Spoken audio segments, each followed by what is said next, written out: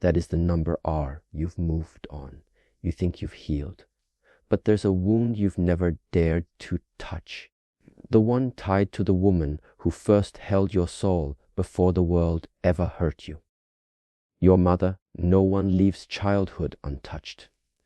And for many, the deepest emotional scars are not carved by strangers, but by the very hands that once rocked us to sleep. Our mothers shape our inner world long before we learn the language to describe it, whether she was loving or distant, nurturing or narcissistic, present or absent. Her influence becomes the lens through which we see love, trust, worth, and even ourselves. This is not about blame. This is about understanding. Because healing doesn't begin by pointing fingers. It begins by seeing the invisible patterns you've been repeating since childhood. If you still struggle with boundaries, self-worth, emotional regulation, or people-pleasing, it might be time to revisit your earliest emotional blueprint. That is the number R. Thus, walk through life carrying our mother's unhealed wounds, mistaking them as part of our own identity. But here's the truth. You will never fully heal until you uncover what her love taught you, what her pain passed on to you, and what part of you is still trying to earn her approval. Whether you had a loving, complicated, toxic, or absent relationship with your mother, this conversation will awaken something inside you. You may cry, you may resist, you may finally feel seen. But one thing is certain, you will understand yourself in a way you never have before. So please listen carefully to these 10 truths.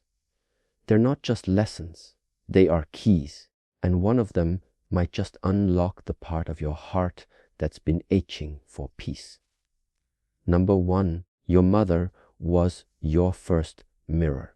From the moment you were born, before language gave structure to thought or memory had a name, your mother was your first mirror, reflecting not only your existence but your worth. As infants, we do not form a sense of self in isolation.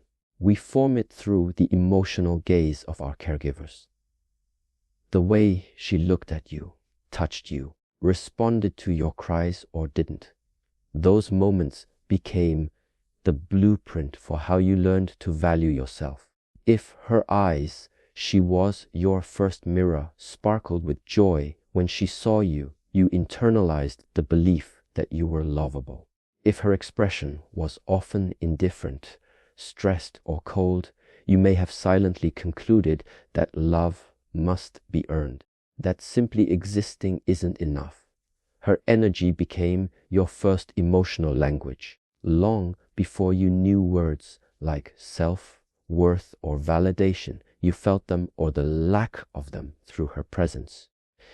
If she embraced your emotions and held space for you to express them, you likely learned that your feelings mattered. But if she shut you down, dismissed your tears, or made you feel like a burden, your young heart quickly adapted to survive by silencing your truth. This is where people-pleasing is born, where emotional suppression takes root, where the false self starts to develop, a version of you molded not by your essence, but by what you believed you had to be in order to be accepted. At Mirror, your mother didn't just reflect. You absorbed her reflection as your identity. Her moods became your weather system. Her praise or criticism shaped your confidence. Her availability or absence shaped your attachment style. If she struggled with self-love, self-expression, or boundaries, you lightly absorbed those struggles too, often without ever realizing they weren't yours to carry. Even if she meant well, even if she loved you deeply, her emotional imprint left its mark. And that's why so many people find themselves as adults still wrestling with invisible wounds that trace back to childhood, to the face they first looked into when trying to understand, who am I? Am I enough? Am I safe to be me? Healing begins the moment you realize that not everything you feel about yourself is true. Some of it is inherited perception. And if your mother was unable to fully see, love, or understand you, it's not because you were unworthy. It's because she couldn't mirror what she didn't yet recognize in herself. But now, as an adult, you have the power to become your own mirror. You can choose to reflect back truth, compassion, and dignity to the parts of you that were once neglected. You can break the trance of inherited self-perception and rewrite the narrative. The mirror no longer controls you. You now get to decide what is real, what is worthy, and most importantly, who you truly are. Number 2, her pain became your pattern. Her pain became your pattern not because you chose it, but because you were too young to know that it wasn't yours to carry. As a child, you observed more than you understood, watching your mother struggle with sadness, anxiety, anger, loneliness, or emotional detachment without the words or wisdom to name what was happening, instead of recognizing her behavior as a reflection of her own internal wounds. You did what all children do. You made it about yourself. If she was overwhelmed, you learned to become small. If she was emotionally unavailable, you learned not to need. If she was volatile, you learned to her pain became your pattern, anticipate her moods like a weather forecast. These unconscious survival strategies didn't come from logic. They came from a desperate desire to stay safe, accepted, and close to the person you were biologically wired to attach to. And so her unresolved pain, her trauma, her insecurities, her emotional baggage became the unspoken curriculum of your early life. If she distrusted others, you learned suspicion. If she had no boundaries, you became anxious. If she gave too much or not enough, you developed a distorted understanding of love. Giving either too much of yourself or never believing you deserved anything in return. This is how generational pain travels quietly, invisibly through behaviors, moods, emotional reactions, and unspoken expectations. Her beliefs about herself, I'm not good enough, I'm always abandoned, became embedded in the way she treated you, and slowly they began to shape how you saw yourself. You may now find yourself repeating her life in eerie ways, attracting similar relationships, sabotaging your happiness, avoiding your emotions, or burning out from trying to prove your worth, not because you lack intelligence or strength, but because her coping mechanisms became your template for survival. And until you step back and ask, whose pain is this really? You'll keep living her unhealed story like it's your own. The most dangerous patterns are the ones we don't even realize we're repeating. But awareness is the first act of healing. When you see that her pain isn't your identity, when you stop blaming yourself for how she showed up, and when you begin to treat your inner world as something separate and sacred, you begin to reclaim your power. You are not here to relive her suffering. You are here to transform it, to become the one who breaks the cycle, the one who recognizes the inherited emotional DNA and says, it ends with me. This doesn't mean rejecting her. It means honoring your story enough to write a new ending. Her pain was real, but so is your right to peace, joy, and a life that's no longer governed by patterns you didn't choose. Help her to forgive. Help her to feel. Help her to trust. Help her to release fear, joy, and a life that's no longer governed by patterns you didn't choose. You didn't cause her pain, but you do have the power to heal its legacy by no longer making it your own. I kindly request all my viewers to please note that my channel's name is Peak Motivation and the URL is www.youtube.com/PakMotivation.pc. This is my voice and content. If you come across any cheaters, liars, or fake people copying my speeches and uploading them on their own channels, please unsubscribe from them immediately and report their channels. Because God and Jesus hate liars and thieves. It is also our duty to reject and oppose such dishonest people. If you find my speeches inspiring, impressive, motivational, and spiritually awakening, then please support my channel by subscribing at www.youtube.com/PakMotivation.pc, liking, sharing, and commenting on the videos thoughtfully. Thank you. May God's mercy be upon you wherever you are, and may you always remain under His protection and care. Amen. Now let us move forward with today's speech. Number, love was conditional. You performed for it. 3, love was conditional, and you learned to perform. That is the number R. The A, love was conditional, and you learned to perform, not because you were fake, but because that's what survival demanded in a home where love came with strings attached. As a child, your nervous system quickly picked up on the unspoken rules.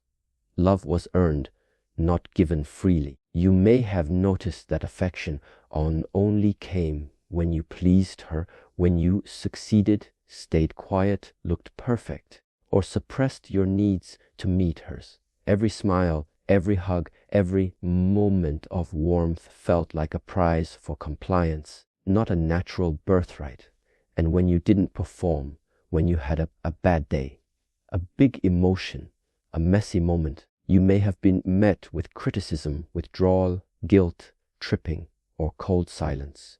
Slowly but surely, you begin to link love with approval and approval with self-abandonment.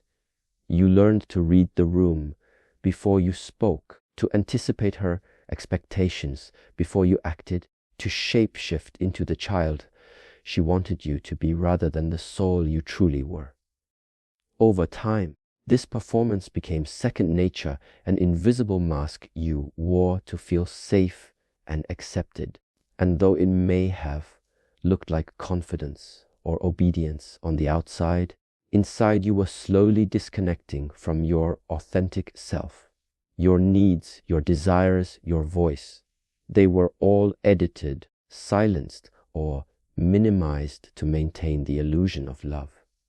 This pattern didn't stay in childhood. It followed you into adulthood, where you may now find yourself overachieving, overgiving, people-pleasing, or constantly seeking validation. You may fear conflict, avoid expressing your true feelings, or believe that you must always be strong and have it together to be worthy of love. And yes, I said to be worthy. You may now find yourself overachieving, overgiving, people-pleasing, or being abandoned, overlooked, overworth. This is why we should always empathize that people are very scared and vulnerable. Relationships may feel like emotional negotiations instead of safe havens. You might subconsciously seek out partners, friends, or employers who mirror your mother's energy, demanding, inconsistent, or emotionally distant, because part of you is still trying to finally earn the unconditional love you never received. And even when people do offer you real love, you may not trust it because deep down you believe love must be proven, not received. This internalized performance isn't your fault. It was your way of surviving an environment that lacked emotional safety. But now it's your responsibility to recognize that you no longer need to earn love by performing. Real love doesn't require you to shrink, to strive, or to betray your truth. Real love meets you in your wholeness. Healing means removing the mask. It means allowing yourself to be seen in your imperfection, to express your needs without guilt, and to know that you are worthy not for what you do, but for who you are. You don't have to be perfect to be loved. You just have to be real. And the day you stop performing is the day you start coming home to the love you've always deserved. Number 4, he taught you what you deserve. Even if she was wrong, she taught you what you deserve. Even if she was wrong, because as a child you had no other framework for understanding your worth than the way she treated you, she taught you what you deserve. Even if she was wrong you and showed up for you, whether she did so intentionally or unknowingly, her behavior toward you laid the emotional foundation for what you came to believe you were entitled to in life. From love, respect, attention, and safety to how you should be treated by others and how you should treat yourself. If she consistently criticized you, you may have learned that nothing you do is ever good enough. If she was emotionally unavailable, you may now equate intimacy with disappointment or believe that your emotions are too much, too inconvenient to matter. If she was controlling, dismissive, or inconsistent, you may have learned to second guess yourself, to apologize for your existence, or to seek permission before you speak your truth. The point is, she didn't just raise you, she raised your internal standard for what kind of love you would accept. And if she was operating from her own unhealed pain, chances are she taught you lessons in worth that were warped by her wounds. But you didn't know that. You took her treatment as fact. You believed that how she loved or failed to love you was an accurate measure of your value, when in reality it was only a reflection of her capacity at the time. And now, even as an adult, you might still be living by those invisible teachings, accepting crumbs instead of connection, mistaking dysfunction for passion, tolerating disrespect disguised as love. That is the number R, or struggling to assert boundaries because somewhere deep inside you're still holding on to the belief that you don't deserve better. You may settle for less in relationships, stay silent in rooms where you should speak. That is the number R, overextend yourself, trying to prove you're worthy because her voice still echoes in the back of your mind, shaping the way you see yourself. But here's the truth. She was wrong.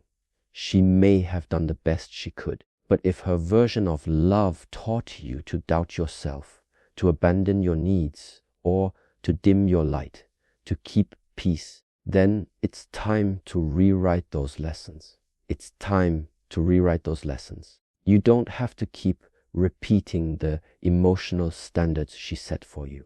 You can re-educate your heart. That is the number R. You can choose to believe that you deserve to be loved without conditions, to be heard without begging, to be seen without performing. That is the number R. The most powerful healing comes when you realize that just because someone couldn't give you what you needed doesn't mean you weren't worthy of it. Their limitations do not define your deservingness. And today, right now, you have the power to break the spell, to raise your standards, and to start treating yourself as someone worthy of tenderness, presence, and protection. Not because someone finally gives that to you, but because you finally decide you're no longer available for anything less. Number 5, you may still be seeking her approval in others.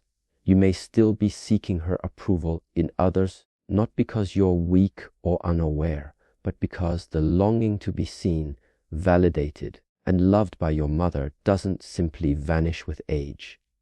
It morphs, it disguises itself. That is the number R, and it embeds deeply into your adult relationships, silently influencing your choices without you even realizing it. As children, we are hardwired to crave connection with our primary caregiver, especially our mothers. And when that connection is inconsistent, dismissive, conditional, or emotionally unavailable, The need for her approval becomes an internal hunger that never feels quite full.